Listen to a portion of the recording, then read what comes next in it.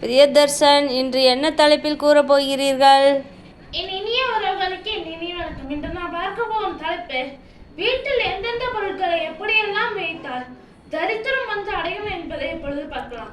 வீட்டில் தரித்திரம் உண்டாகும் பொருள்களை பற்றி கூறப் போகிறீர்களோ? இப்பொழுது பார்க்கலாம். உபயோகத்தில் இல்லாத காலணிகளை நாம் உபயோகத்தில் இல்லாவிட்டால் அதை உடனே அகற்ற வேண்டும். அப்படி அகற்றாவிட்டால் நம் வீட்டில் தரித்திரம் வந்து சேரும். ஓடாத கடிகாரத்தை நாம் அகற்ற வேண்டும் அல்லது ஓட வைக்க வேண்டும். அப்படி இவ்விரண்டும் செய்யாவிட்டால் தரித்திரம் வந்து அடையும். கிழிந்த மிதியடிகளை நாம் அகற்ற வேண்டும் அல்லது அதை எரிக்க வேண்டும். இவ்விரண்டையும் செய்யாவிட்டால் நாம் வீட்டில் தரித்திரம் வந்து சேரும். கிழிந்த துணிகளை நாம் அகற்ற வேண்டும். அப்படி செய்யாவிட்டால் நம் வீட்டில் தரித்திரம் வந்து சேரும். தண்ணீர் குழாயில் தண்ணீர் சொட்டினால் மகாலட்சுமியை அவமதிப்பதை போல் ஆகும்.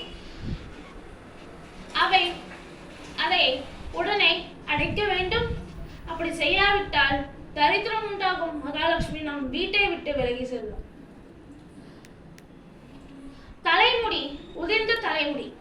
உதிர்ந்த தலைமுடியை நாம் உடனே சுத்தம் செய்ய வேண்டும். வீட்டில் உதிர்ந்திருந்தால் நாம் சுத்தம் செய்ய வேண்டும். பெண்கள் கோயிலுக்கு சென்றால் தலைமுடியை கட்டி கொண்டுதான் செல்ல வேண்டும். விரித்து போட்டு கொண்டு செல்லக்கூடாது.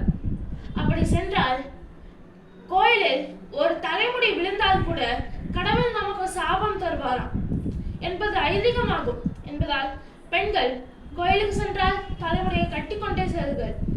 அதை வீட்டில் விழுந்தாலும் தரித்திரம் வந்து சேரும். வெட்டிய நகங்களை நாம் வீட்டில் அங்கங்க போட்டு வைக்கக்கூடாது. ஒன்று குப்பைத்தொட்டியில் போட வேண்டும் அல்லது செடிக்கு அடியில் போட வேண்டும்.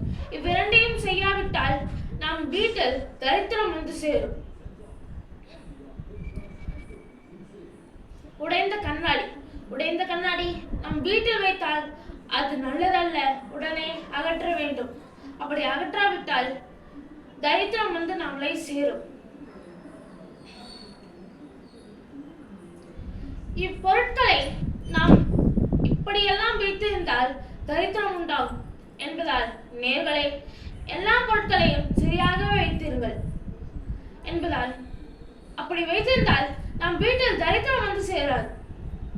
நான் போடும் அனைத்து பதிவுகளுக்கும் சப்ஸ்கிரைப், லைக், கமெண்ட், பலருக்கும் பதிவிடுங்கள்.